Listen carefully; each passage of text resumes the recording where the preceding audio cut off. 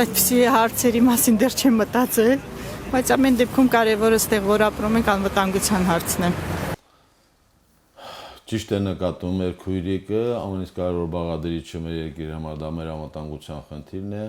դա պետական սահմանների պաշտպանության ձևաչափը փոխելն է, մեր զինծառայողները նրանք ովքեր 14 օրյա հերթապահություն են իրականացնում, փոփոխելու ենք այդ 14 օրյա մարտական հերթապահության ձևաչափը, մենք մշտական տեղակայման վայրերում զինծառայողներին մարտական պատրաստության նոր մեթոդներով ենք սկսելու մարտական պատրաստությունը կազմակերպել։ Մեր երկրում պահեստազորը առաջիկայում ունենք համապատասխան նախագիծ 30% ռազմականացնելու ենք եւ հուսով եմ, որ ապագայում մենք կարող ենք ամբողջ Արցախի տարածքը թե պետական սահմանների պաշտպանությունը, թե մշտական տեղակայման վայրերում գտնող մեր զորքը եւ պահեստազորը եւ կարեւորում են քաղաքացիական պաշտպանությունը։ Մենք քաղաքացիական պաշտպանության հարցում ունենք բազմաբնույթ բացթողումներ, որը ամենից կարևորն է։ Քաղաքապաշտպանությունը միայն չի վերաբերում պատերազմական գործողություններին, քաղաքապաշտպանությունը վերաբերում է նամանավանդ, տեսեք ինչպիսի բռնկումներ տեղի ունեցավ երկրի մոլորակի վրա,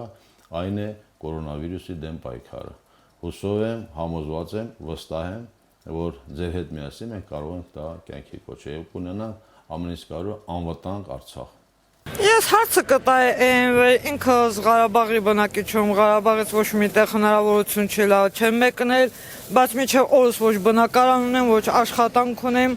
18 տարեկանից տան հերթում գրանցված եմ, բայց հիմա ներկա պահին թորուսա 15 տարեկան, բայց բնակարան չկա։ Ուրեմն շնորհակալություն եմ հայտնում հարցի համար, ուզում եմ ասել հետևյալը, որ մեր համար շատ կարևոր է մեր երկրի ժողովրդագրական վիճակը, նամանավանդ մեր պատերազմական գործողությունների ժամանակ բազմաթիվ կորուստներ ենք ունեցել եւ բնակարաշինության հարցում ունենք համապատասխան փաթեթ, վստահ եղեք, որ պետությունը աջակցություն է ցուցաբերել եւ մենք ունենք ընդհանուր տանիք այսպիսի ծրագիր, դա վերաբերում է բոլոր խավերին, ոչ միայն զոհվածների, բազմաերեխատարների, փախստականների, այլ ընդհանրապես վերաբերում է բոլոր խավերին։ Հիմա ինչ ենք անելու առաջնահերթը։ Արցախի տարածքում կան հարյուրավոր միգուցե մի քանի հազարի հասնող տներ, նամանավանդ գյուղաբնակ վայրերում, որոնք ժամանակին մեր բնակիչները պատերազմական գործողությունների ժամանակ տեղափոխվել են այլ երկրներ, գույքագրելու ենք ամբողջ Արցախի տարածքում գտնող մեր բնակերեսը, գույքագրելու ենք։ Գույքագրումից հետո հնարավորություն ենք ունենալու, որպեսզի մենք յուրաքանչյուրին ապահովենք բնակարանով։ Վստահ եղեք, այդ ծրագիրը իրատեսական է, մենք կարողանալու ենք կյանքի կոչել։ Ընկերներ, հնարավոր չի, որ ամեն մեկը գոյնն է 13 տեխնացու եւ 14 տեխնացու գեներալի հետ միասին։ Այդ 14 տեխնացուները գոյն է մի չնչի սիմվոլիկ գումար փոխանցեն կարի արտադրամասերին, որպեսի այս դիմակները ամոթելա ժողովրդի համար չվաճառեն, ես իմ ինչ գներով չեմ կարող ասել ինչ գներով։ Ուրեմն մեր մտահոգված քաղաքացին ճիշտ է հարցը բարձրացնում, այն չէ, որ 14 տեխնացուները պետք է գումարը հատկացնեն, իշխանությունները համապատասխան միջոցներ են ձեռնարկում, ինչ վերաբերում է մեր գրասենյակին, մեր գրասենյակը արդեն մի քանի հազարի հասնող դիմակներ են ձեռք բերել Հայաստանից եւ արտերկրից մենք այդ աշխատանքները կատարում ենք։ Դա եւս իշխանության բաց թողումն է, քանի որ հունվար ամսից արդեն կորոնավիրուսի դեպքերը տարածվել են աշխարհում, դա մեր կարևորագույն բաց թողումն է։ Ես վստահեցնում եմ, որ թե իշխանությունները չկարողանան ժամանակին այդ դիմակներով եւ համապատասխան միջոցներով ապահովել, մենք դիմել ենք մեր գործընկերներին, թե Հայաստանում, թե Ռուսաստանի Դաշնությունում, թե արտերկրում այդ աշխատանքները տարվում են, եւ մենք ամեն ինչ անելու ենք, որ կարճ ժամանակում կարողանանք գոնե այդ մինիմալ հարցերին լուծում տանք։ Շնորհակալություն։ Ես ունեմ 13 տարվա ստաժ։ Ոնց անեմ, որ այդ 13 տարվա ստաժս վերականգնեմ։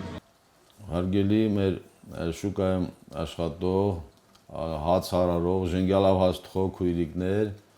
ասեմ հետևյալը, ես հարցը ճիշտ ասած լրիվությամբ չկարողացա հասկանալ, եթե ունեք այդպիսի խնդիր, խնդրում եմ դիմեք մեր գրասենյակ,